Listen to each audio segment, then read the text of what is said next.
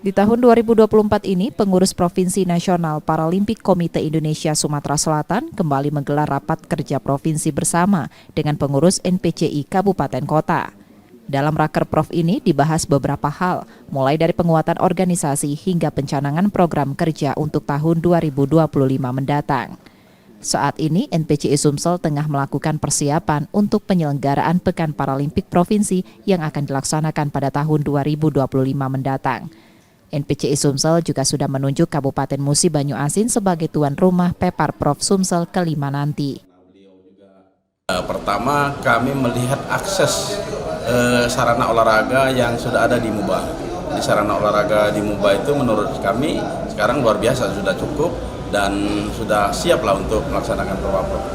Kalau peserta kami target di 1.200.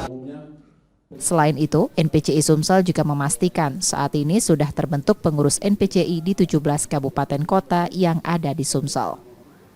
Nur Muhammad, Kompas TV, Palembang, Sumatera Selatan.